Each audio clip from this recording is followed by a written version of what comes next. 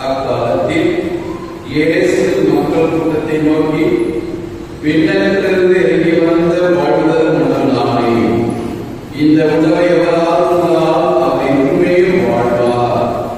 எனது சதை உணவாக கொடுக்கிறேன், அதை உலகு வாழ்வதற்காகவே கொடுக்கிறேன். நான் உண்பதற்கு இவர் நம்ம சதை எப்படி கொடுக்க இயலும் என்ற வாக்குவாதம் அவர்களிடையே எழுந்தது. இயேசு அவர்களிடம், உறுதியாக உங்களுக்கு சொல்கின்றேன், மாநிலங்களுடைய சதை உண்டு அவருடைய இரத்தத்தை குடிக்காதவரையே நீங்கள் வாழ்வு அடைய மாட்டீர்கள். எனது சதையை உண்டு என் இரத்தத்தை குடிக்காத நிலைப்பாட்டை கொண்டுள்ளார், நானும் அவர் இறுதி நாளில் உயிர்த்தெழச் செய்வேன். எனது சதை உண்மையான உணவு, எனது இரத்த உண்மையான பானம். எனது சதையை உண்டு என் இரத்தத்தை குடிப்போர் என்னோடு இணைந்திருக்க, நானும் அவரோடு இணைந்திருப்பேன். வாழும் தந்தையை அனுப்பினார், நானும் அவரால் வாழ்கிறேன். அதுபோல் என்னை முன்போரும் என்னால் வாழ்வர். விண்ணகத்திலிருந்து இறங்கி வந்த உணவு இதுவே. இது நம் முன்னோர்கள் உணவு கொண்டது அல்ல, அதை உள்ளவர்கள் இருந்து போனார்கள். இவ்வுணவை உண்போர் என்றும் வாழ்வர்.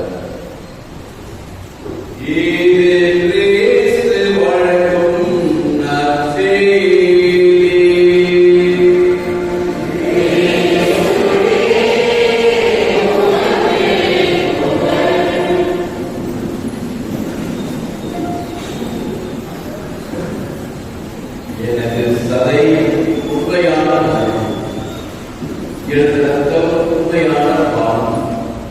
எனது சதையை உண்டு எனது ரத்தத்தை குடிப்போர் என்னோடு இருக்க, நானும் அவரோடு இருந்திருப்பேன். இதையே சிவில் பிரியமுள்ள சகோதர சகோதரிகளை, இந்த எதிர் வழிபாட்டு வழியாகவும் வாசல் வழியாகவும் நாம் அனைவரும் இறைவனோடு இயேசுவோடு வாழ அழைக்கிறோம். இறைவனோடு இயேசுவோடு வாழ நாம் இயேசு கொடுக்கின்ற உணவையும் அவர் கொடுக்கின்ற பானத்தையும் வழங்கி அதன் வழியாக நாம் அவரோடு இருக்க அழைக்கப்படுகிறோம்.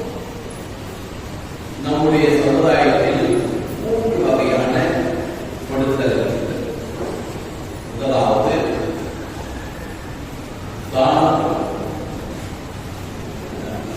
நாம் இருக்கிற பொருளை தானம் செய்வது ஒரு வகையான. இரண்டாவது வகை பொருள் என்பது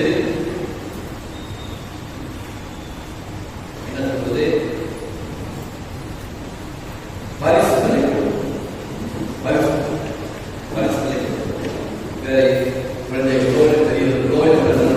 பொழுதோ அல்லது வெற்றி பொழுதோ பரிசுகளை வழங்கி இனிப்புகளை வழங்கி பரிசு கொடுப்பது என்பது ஒரு வகையான பொருள்.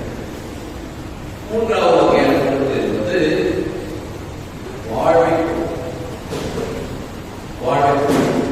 அன்பை அன்பு இருந்தால் நாம் வாழ்வை. இது மூன்றாவது வகையான பொருள். இந்த 3 கொடுத்தல்களிலும் சிறந்தது சாரசிறந்தது வாழ்வை. அதைதான் வாசல் வழியாக இயேசு நமக்கு தெளிவுற சொல்கிறார். நான் என்னையே கொடுக்கிறேன், நீங்கள் நிறுவ வாழ்வு கொள்வதற்காக என்னையே எனது உடலையே உங்களுக்கு உணவாகும், எனது ரத்தத்தை ஒரு பாலமாக கொடுக்கிறேன். என்னை உண்டு என் சதையை உண்டு என் ரத்தத்தை குடிப்போர் என்னோடு இருந்திருப்பர், நானும் அவரோடு இருந்திருப்பேன். வாழ்வதை எழுப்பினார், நானும் அவர் வாழ்கிறேன். அதுபோல் என்னை முன்போர் என்னால் வாழ்கிறேன் என்று நாம் வாழ்வதற்காக இயேசு தம்மையே தன்னுடைய உடலையே தன்னுடைய ரத்தத்தையே உணவாகவும் பணமாகவும் கொடுத்து நாம் வாழ அழைக்கிறார். எனவே நாம் வாழ வேண்டும் என்றால் நாமும் கொடுக்க வேண்டும். நம்முடைய வாழ்க்கை நாம் நம்முடைய வாழ்க்கை பிறருக்காக கொடுக்க வேண்டும் என்றால் நாம் இயேசுவை கொடுத்து அவருடைய கொடுக்கின்ற உணவை கொடுக்கின்ற பானத்தை கொடுத்து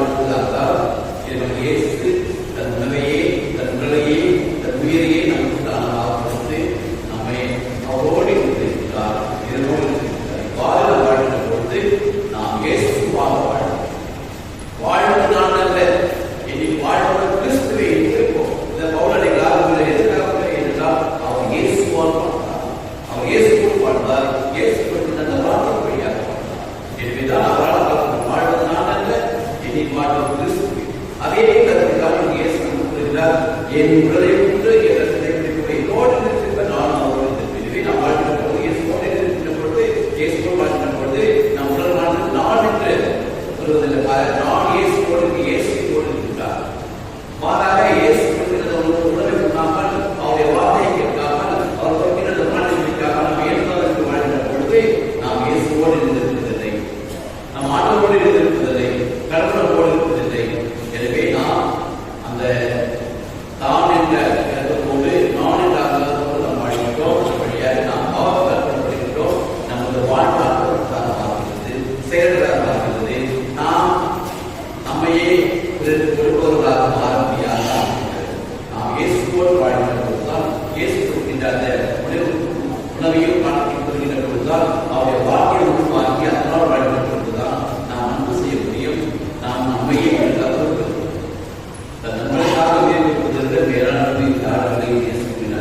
இந்த வார்த்தை செய்வதற்காக இயேசுவோடு வாழ வேண்டும், இயேசுவோடு வாழ வேண்டும், இயேசுவோடு இருக்க வேண்டும். அவர் கொடுக்கின்ற உணவையும் அவர் கொடுத்த பாடத்தையும் உண்டுகின்ற பொழுது நாம் வாழ்வோம்.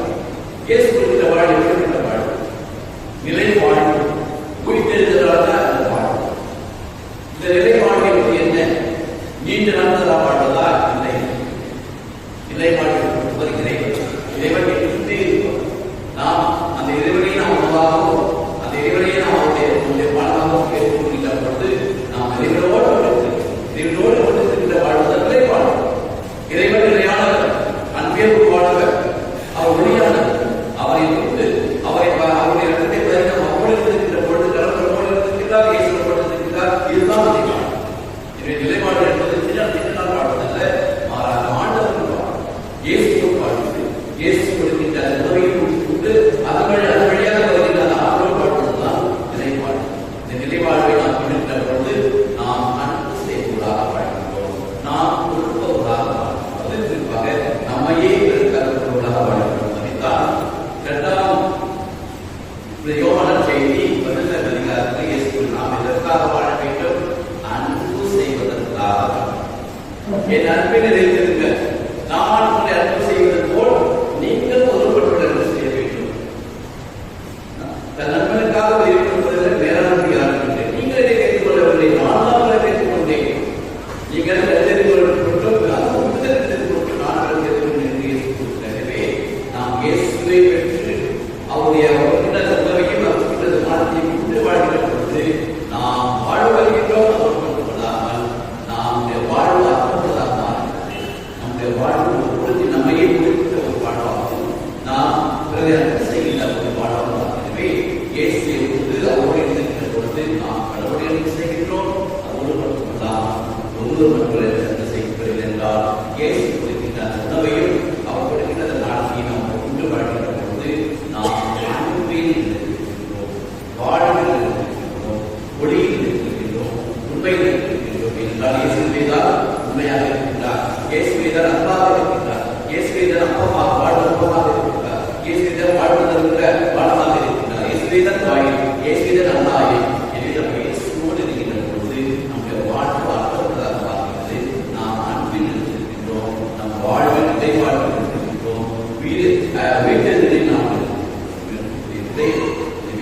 ஆண்டு கொடுக்கின்ற இந்த உணவை நாம் இனத்தோடு கொள்ள வேண்டும். ஆண்டவர் கொடுக்கின்ற இந்த உணவு நற்கருணை. அதைதான் என்னுடைய முதல் வாசம் கேட்டோம்.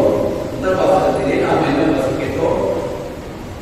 நீதிமொழிகள் வாசம் கேட்டோம். ஞானம் ஒரு விருந்தை படைக்கிறது.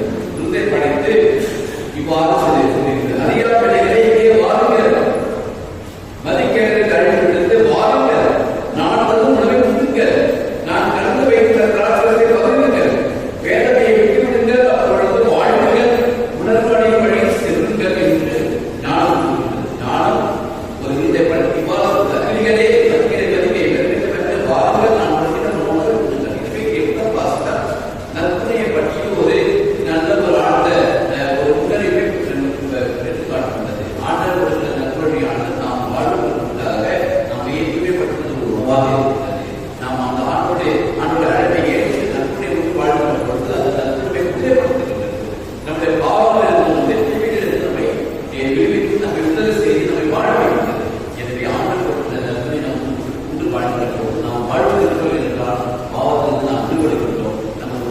கண்டுபிடித்தோம். இதைத்தான் இந்த இரண்டாம் வாசகத்தில் நாம் கேட்டோம். இந்த பௌரணிகளை எழுதுகின்றார். உங்கள் நடத்தையை பற்றி மிகவும் கருத்தாயிருங்கள். ஞானமற்ற வாழாமல் ஞானமும் வாழுங்கள். இந்த நாங்கள் கொள்ளாதவை அவை காலத்தை பயன்படுத்துங்கள். அவை அறிக்கையாக இல்லாமல் ஆண்டுடைய துறவு யார் என புரிந்து கொள்ளுங்கள் என்று கூறுகிறார். ஞானத்தோடு இருப்பவர்கள் அவருடைய வார்த்தையை புரிந்து கொண்டு ஆரோக்கியத்துக்கு அறிவிப்பவர்கள் ஞானி.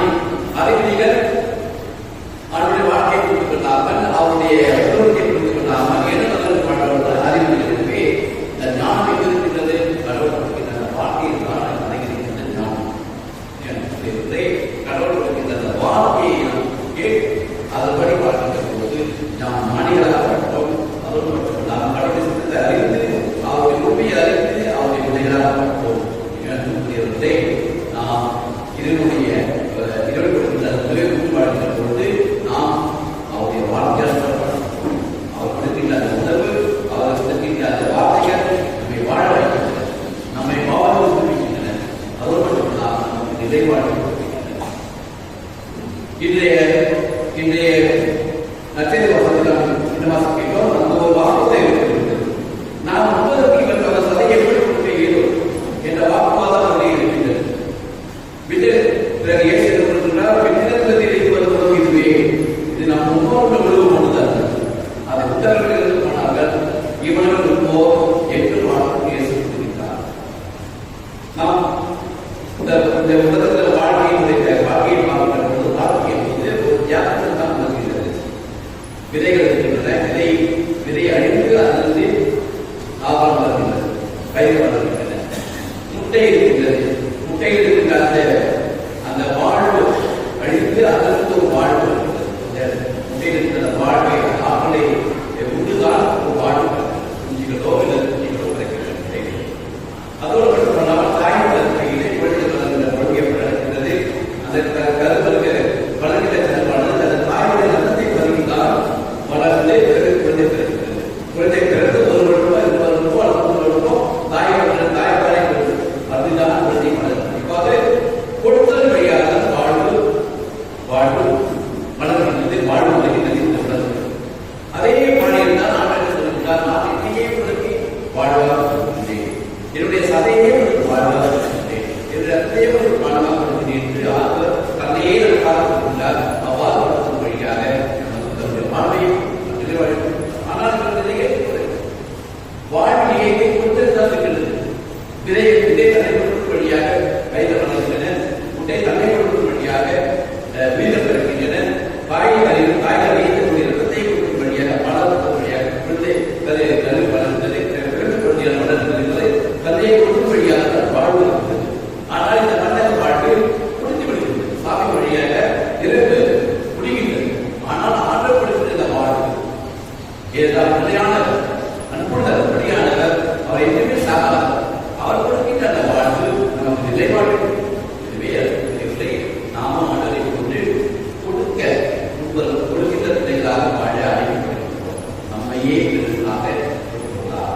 நம்மையே கொடுக்க வேண்டும், நம்மையே நம்மை சார்ந்த சமுதாயத்தை கொடுக்க வேண்டும், கொடுக்க வேண்டும். அவர் கொடுக்கின்ற பொழுதுதான் நம்முடைய வாழ்வு அர்த்தமுள்ள வாழ்வு.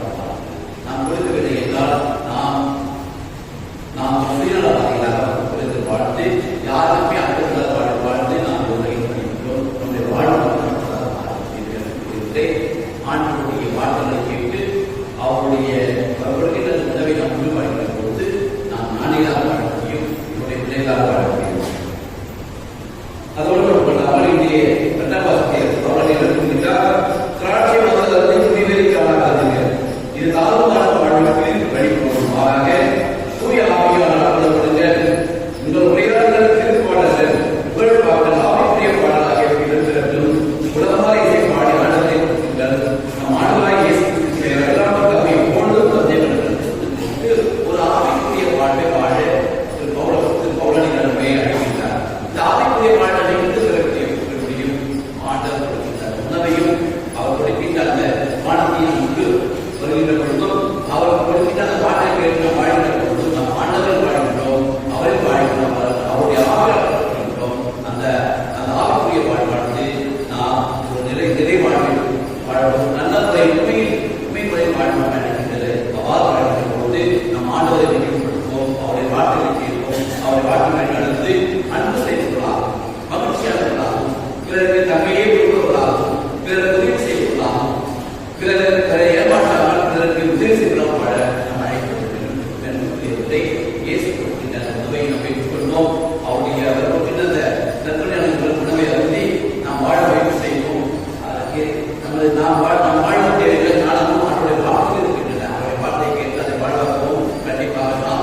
கொடுக்கின்ற எல்லா பாடமும்